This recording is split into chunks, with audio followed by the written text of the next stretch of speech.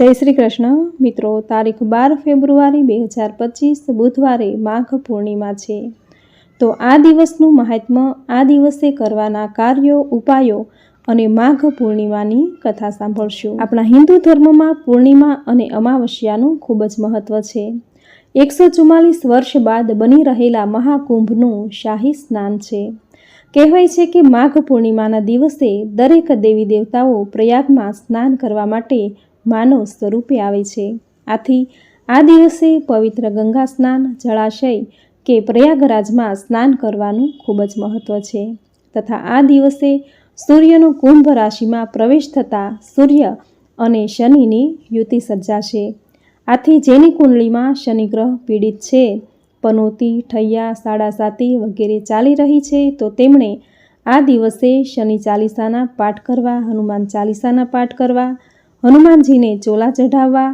ચોલા ચઢાવવાનો અર્થ એવો થાય છે કે હનુમાનજીની મૂર્તિને શણગાર કરવો। જો એ શક્ય ન હોય તો હનુમાનજીને સિંદૂર અને ચમેલીનું તેલ અર્પણ કરવું, હનુમાનજી સામે ચમેલીના તેલનો દીવો કરવો, સુંદરકાંડનો પાઠ કરવો। આ દરેક કાર્યો કરવાથી શનિ ગ્રહ દોષમાંથી મુક્તિ મળશે, પીડામાંથી મુક્તિ મળશે। જો સમય હોય તો શનિદેવના તથા હનુમાનજીના મંદિરે જવું, દર્શન કરવા, મંત્ર જપ કરવા। આ દરેક કાર્યો કરવાથી શનિ ગ્રહ દોષ પીડામાંથી મુક્તિ મળશે। પૂર્ણિમાની તિથિ એ માતા લક્ષ્મીની પ્રિય તિથિ છે। આથી આ દિવસે ભગવાન વિષ્ણુ સાથે માતા લક્ષ્મીની પૂજા કરવી, તુલસી પત્ર, મીઠાઈ અર્પણ કરવા, ઓમ નમો ભગવતે વાસુદેવાય મંત્રનો જપ કરવો, જે કરવાથી માતા લક્ષ્મીની અપાર કૃપા પ્રાપ્ત થશે। સાથે આ દિવસે જો અમુક એવા કાર્યો તથા ઉપાયો કરવામાં આવે તો જીવનમાં સુખ, શાંતિ, સમૃદ્ધિ અને પ્રગતિના માર્ગ ખુલે છે, ભાગ્યના દરવાજા ખુલે છે। તો આ સંપૂર્ણ માહિતી આ વિડીયોમાં આપણે સાંભળશું। જો આપને વિડીયો પસંદ આવે તો લાઈક, શેર, કોમેન્ટ કરી, ચેનલ પર નવા છો તો ચેનલ સબસ્ક્રાઈબ કરી બાજુમાં બેલ આઇકન પ્રેસ કરી દેજો। ધન્યવાદ। આપણા હિન્દુ ધર્મમાં આ પૂર્ણિમાનું ખૂબ જ મહત્વ છે। શાસ્ત્રોમાં કહ્યું છે કે માઘ માસની પૂર્ણિમા એ જીવનની બધી જ અપૂર્ણતાને પૂર્ણ કરી દે છે। આ દિવસે ભગવાન શ્રી હરિ વિષ્ણુ સાથે માતા લક્ષ્મીની પૂજા જો કરવામાં આવે તો જીવનની બધી જ સમસ્યા દૂર થઈ જાય છે। આથી જ આ પૂર્ણિમાને અપૂર્ણતા દૂર કરનારી પૂર્ણિમા કહી છે। મિત્રો, માઘ મહિનો એ ખૂબ જ શુભ અને મંગલકારી છે, જે ભગવાન શ્રી હરિ વિષ્ણુનો, માતા લક્ષ્મીનો અતિ પ્રિય માસ છે। આથી આ મહિનામાં જે કોઈ કાર્ય કરવામાં આવે, જેમ કે વ્રત, પૂજા, સ્નાન, દાન, ધ્યાન, કોઈ પુણ્ય કાર્ય, શુભ માંગલિક કાર્ય, તે ઉત્તમ પુણ્ય ફળ આપનાર છે, તે ફળદાયી નીવડે છે। આથી જ આ પૂર્ણિમાને અતિપૂર્ણ ફળ આપનારી કહેવામાં આવી છે।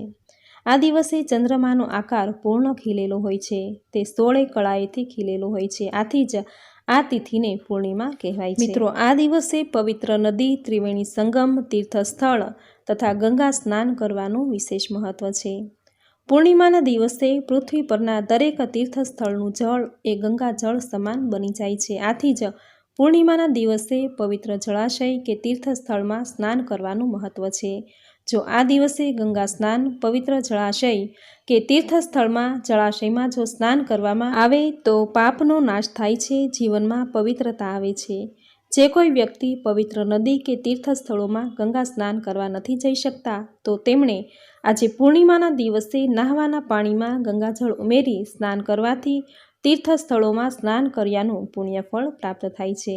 મિત્રો, પૂર્ણિમાના સ્વામી એ ચંદ્રમા છે, ચંદ્રમાના સ્વામી એ ભગવાન મહાદેવ છે। આથી પૂર્ણિમાના દિવસે ભગવાન મહાદેવની પણ પૂજા કરવી। પૂર્ણિમાના દિવસે મહાદેવની પૂજા કરવાથી ભગવાન ભોળાનાથની કૃપા પ્રાપ્ત થાય છે, સાથે મા પાર્વતીની પ્રસન્નતા પ્રાપ્ત થાય છે। ભગવાન ભોળાનાથ એ દેવોના દેવ મહાદેવ છે, જે માત્ર એક લોટા જળ ચઢાવવાથી તે પ્રસન્ન થઈ જાય છે, તેના ભક્તોના તમામ દુઃખ અને કષ્ટને હરી લે છે।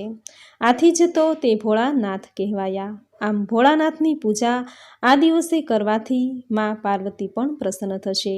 મા પાર્વતી એ જગત જનની છે, મા અન્નપૂર્ણા પોતે જ છે। આથી મા પાર્વતીની પ્રસન્નતાથી ઘરમાં ધન ધાન્યના ભંડાર ભરેલા રહેશે. આ દિવસે ભોળાનાથના મંદિરે જઈ, શિવાલયે જઈ શિવલિંગને જળ અર્પણ કરવું. જળમાં કાચું દૂધ, બીલીપત્ર, કાળા તલ, ધતુરાનું ફૂલ, આંકડાનું ફૂલ અને શક્તિ અનુસાર દ્રવ્ય ચઢાવી ધૂપ દીપ આરતી કરી અને ભોળાનાથની પૂજા કરવી અને પ્રાર્થના કરવી કે હે દેવોના દેવ મહાદેવ, તમે મને ભુક્તિ અને મુક્તિ પ્રદાન કરો. સંસારના તમામ દુઃખ, દર્દ, સંકટ હે ભગવાન ભોળાનાથ હરી લો. આ રીતે ભોળાનાથની પૂજા કરવાથી, પ્રાર્થના કરવાથી ભોળાનાથ તેના ભક્તોના તમામ દુઃખ દર્દ હરી લેશે, તેનો જન્મ ફેરો સુધારી દેશે. માટે જ પૂર્ણિમાના દિવસે પૂર્ણિમાના ઈષ્ટદેવ ભગવાન શિવની પૂજા અવશ્ય કરવી જોઈએ. કહેવાય છે કે આ દિવસે પ્રયાગરાજમાં સ્નાન કરવાથી વ્યક્તિની દરેક મનોકામના પૂર્ણ થાય છે, જીવનમાં સુખ અને સમૃદ્ધિ આવે છે. પૂર્ણિમાની સાંજે ચંદ્રદેવના દર્શન કરવા જોઈએ. દર્શન કરીને ચંદ્રમાને દૂધ, ખીર કે પતાસાનો પ્રસાદ ધરાવો. ચંદ્ર દર્શન કરવા. ચંદ્રદેવ એ પૂર્ણિમાના દિવસે તેની શીતળતા અમી વર્ષા પૃથ્વી પર વરસાવે છે. આથી આ દિવસે ચંદ્રદેવના દર્શન કરવાથી જીવનમાં શીતળતા અને પવિત્રતા આવે છે. માનસિક સુખ શાંતિ મળે છે. જે વ્યક્તિ માનસિક રીતે અસ્તવ્યસ્ત હોય, માનસિક રીતે બીમાર હોય, ગુસ્સો તણાવ ખૂબ જ વધારે પડતા હોય તો તેમણે પૂર્ણિમાના દિવસે ચંદ્રમાના દર્શન જરૂર કરવા જોઈએ. ચંદ્રદેવને જળનું અધર્ય આપવું. આમ ચંદ્રદેવના દર્શન કરવાથી મન શાંત થાય છે, એકાગ્રતા વધે છે, ગુસ્સો અને માનસિક તણાવ ઓછો થાય છે. તથા પૂર્ણિમાના દિવસે ઘરના રસોડે ખીર બનાવી પ્રસાદ ધરી અને સહપરિવાર સાથે લેવાથી ઘરમાં સંપ અને એકતા જળવાઈ રહે છે. પૂર્ણિમાના દિવસે દેવ મંદિરે જઈ દર્શન કરવા, ગુરુદેવ માતા પિતાના આશીર્વાદ લેવા, શ્રીમદ ભાગવદ્ ગીતાના પાઠ કરવા, કનકધારા સ્તોત્રના પાઠ કરવા તથા ભગવાન સત્યનારાયણની કથા સાંભળવી. મિત્રો, આ દિવસે ભગવાન સત્યનારાયણની પૂજા કરવાનું, કથા સાંભળવાનું મહાત્મ્ય છે. પૂર્ણિમાના દિવસે સત્યનારાયણની પૂજા કરી કથા સાંભળવાથી ઘરમાં સકારાત્મકતા આવે છે, મંગલતા આવે છે, શુભતા આવે છે. ઘરમાં સુખ સમૃદ્ધિ વધે છે. આથી જ દર મહિનાની પૂર્ણિમાના દિવસે સત્યનારાયણની કથા જરૂર સાંભળવી. તથા પૂર્ણિમાની તિથિ એ માતા લક્ષ્મીની અતિ પ્રિય તિથિ છે, કારણ કે મા લક્ષ્મીનો જન્મ પૂર્ણિમાની તિથિએ થયો હતો. આથી આ દિવસે ભગવાન વિષ્ણુ સાથે માતા લક્ષ્મીની પૂજા કરવી. અબીલ, ગુલાલ, પુષ્પ, ધૂપ દીપથી પૂજન કરવું. માતા લક્ષ્મીને ખીરનું નૈવેદ્ય ધરાવવું. મા લક્ષ્મીને ખીર અતિ પ્રિય છે. આથી પૂર્ણિમાના દિવસે જો શક્ય હોય તો ખીર બનાવી મા લક્ષ્મીને ખીર પૂરીનો પ્રસાદ ધરાવો. મા લક્ષ્મી પ્રસન્ન થશે, ઘરમાં સુખ, શાંતિ, સમૃદ્ધિ અને સંતાન પ્રાપ્તિના આશીર્વાદ આપશે. પૂર્ણિમાના દિવસે ઉપવાસ કે ફળાહાર કરવો, કારણ કે આપણા શાસ્ત્રોમાં પૂર્ણિમાના વ્રતને શ્રેષ્ઠ વ્રત કહ્યું છે. પૂર્ણિમાનું વ્રત કરવાથી અખૂટ પુણ્યની પ્રાપ્તિ થાય છે. અખૂટ પુણ્ય એટલે કે જે ક્યારેય ખૂટતું નથી, તેવા પુણ્યની પ્રાપ્તિ થાય છે. અનેક પાપનો નાશ થાય છે.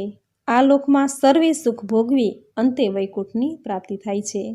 આથી જ સ્ત્રીઓએ પૂર્ણિમાનું વ્રત જરૂર કરવું જોઈએ. આ દિવસે દેવી દેવતાઓ પૃથ્વી પર આવી સ્નાન અને દાન કરી પોતાની દુનિયામાં પાછા ફરે છે. આથી જ આ પૂર્ણિમાના દિવસે સ્નાન, દાન, ધ્યાન, મંત્ર જપનું વિશેષ મહત્ત્વ છે. તો મિત્રો, આ હતું માઘ પૂર્ણિમાનું મહાત્મ્ય. આ દિવસે કરાતી પૂજન વિધિ, કયા ઉપાયો કરવા, અને હવે સાંભળશું માઘ પૂર્ણિમાની સુંદર કથા વાર્તા. જો આપને પસંદ આવે તો લાઇક, શેર, કોમેન્ટ કરી ચેનલ પર નવા છો તો ચેનલ સબસ્ક્રાઈબ કરી બાજુમાં બેલ આઇકન પ્રેસ કરી દેજો. ધન્યવાદ. તો હવે સાંભળીએ માઘ પૂર્ણિમાની કથા. બોલો ભગવાન શ્રી હરિ વિષ્ણુની જય. બોલો મા લક્ષ્મીની જય. કાંતિકા નગરમાં ધનેશ્વર નામનો બ્રાહ્મણ રહેતો હતો. તે ભિક્ષા લઈને પોતાનું ગુજરાન ચલાવતો હતો. બ્રાહ્મણ અને તેની પત્નીને કોઈ સંતાન ન હતું. એક દિવસ બ્રાહ્મણની પત્ની ભિક્ષા માંગવા શહેરમાં ગઈ, પરંતુ લોકોએ તેને વંધ્ય વાંજણી કહીને મેણા ટોણા માર્યા અને ભિક્ષા આપવાની ના કહી. તેનાથી તે ખૂબ જ દુઃખી થઈ. ત્યારે કોઈએ તેને 16 દિવસ સુધી મા કાલીનું પૂજન કરવાનું કહ્યું. બ્રાહ્મણ દંપતીએ તમામ નિયમોનું પાલન કર્યું અને 16 દિવસ સુધી મા કાલીનું પૂજન કર્યું। આ 16 દિવસ સુધી મા કાલી તેને સપનામાં આવ્યા, તેને દર્શન આપ્યા અને કહ્યું કે હે બ્રાહ્મણ, તને એક દીકરો થશે, પણ તેની ઉંમર માત્ર 13 જ વર્ષની હશે। તે 13 વર્ષની ઉંમરે મૃત્યુ પામશે, પરંતુ જો તમે પતિ પત્ની 32 પૂર્ણિમાનું વ્રત ઉપવાસ કરો તો તેની આયુષ્યમાં વધારો થશે। આ પૂર્ણિમાના દિવસે શક્ય હોય તેટલા વધારે દીવા પ્રગટાવવા, ભગવાન શિવની પૂજા કરવી। આ રીતે બ્રાહ્મણ દંપતીએ પૂરી શ્રદ્ધા અને ભક્તિથી પૂર્ણિમાનું વ્રત કર્યું। વ્રતના પ્રભાવે બ્રાહ્મણી ગર્ભવતી થઈ અને દેવીની કૃપાથી તેમને ખૂબ જ સુંદર પુત્રનો જન્મ થયો। તેનું નામ તેણે દેવીદાસ રાખ્યું। બાળક જન્મથી જ ખૂબ જ સુંદર હતું। ખૂબ જ આનંદ અને લાડકોડથી તે બાળક મોટું થવા લાગ્યું। તે સુશીલ અને અભ્યાસ અને લેખનમાં પણ ખૂબ જ પારંગત હતું। બાળક 13 વર્ષનું થતાં જ પતિ પત્ની બંને ખૂબ જ દુઃખી થવા લાગ્યા અને વિચારવા લાગ્યા કે જો તેનો પુત્ર મરી જશે તો તેના નજરની સામે તે આ દુઃખ નહીં જોઈ શકે। આથી તેણે દેવીદાસના મામાને બોલાવ્યા અને દેવીદાસને 1 વર્ષ માટે કાશીમાં ભણવા મોકલ્યો। 1 વર્ષ પછી તેને પાછો લાવજો તેવું તેને કહ્યું। દેવીદાસ તેના મામા સાથે ઘોડા પર સવાર થઈને નીકળ્યા। તેના મામાને આ વાતની ખબર ન હતી। બીજી બાજુ મામા ભાણેજ રાત વિતાવવા રસ્તામાં એક ગામમાં રોકાયા। તે દિવસે ગામમાં એક બ્રાહ્મણની પુત્રીના લગ્ન થવાના હતા। બ્રાહ્મણની પુત્રીના લગ્ન જેની સાથે થવાના હતા તે વરરાજાને ઘરે જ મામા અને ભાણેજ રોકાણા હતા। લગ્નનો સમય નજીક આવ્યો અને વરરાજાની તબિયત લથડી।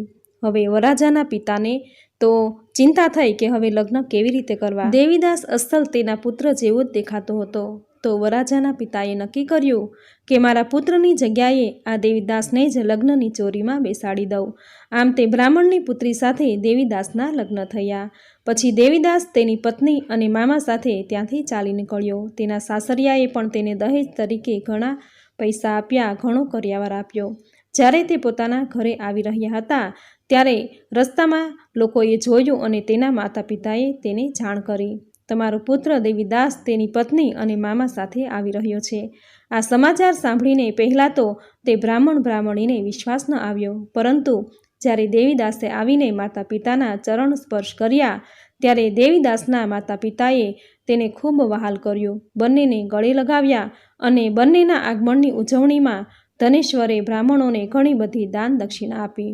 ત્યારે શ્રી કૃષ્ણજી કહેવા લાગ્યા કે આ રીતે 32 પૂર્ણિમાના ઉપવાસથી ધનેશ્વરને સંતાન પ્રાપ્ત થયું। આથી જે સ્ત્રીઓ પૂર્ણિમાનું આ વ્રત રાખે છે તે અનેક જન્મો સુધી વૈધવ્યની પીડા સહન કરતી નથી અને હંમેશા ભાગ્યશાળી રહે છે।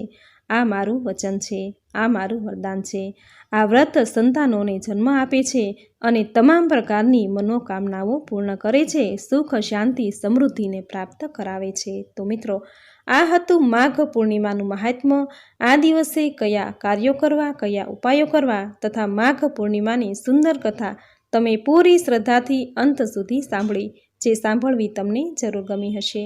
તો વિડીયોને લાઇક કરી કોમેન્ટમાં જય શ્રી હરિવિષ્ણુ, જય માતા લક્ષ્મી જરૂર લખજો। ચેનલ પર જો નવા છો તો ચેનલ સબસ્ક્રાઈબ કરી બાજુમાં બેલ આઇકન પ્રેસ કરી દેજો, જેથી આપણા આવતા દરેક નવા વિડીયોની નોટિફિકેશન તમને મળતી રહે। તો ફરી મળીશું આવી જ નવી ધાર્મિક માહિતી, નવી ધાર્મિક કથા સાથે। ત્યાં સુધી આપ સૌને મારા જય શ્રી કૃષ્ણ।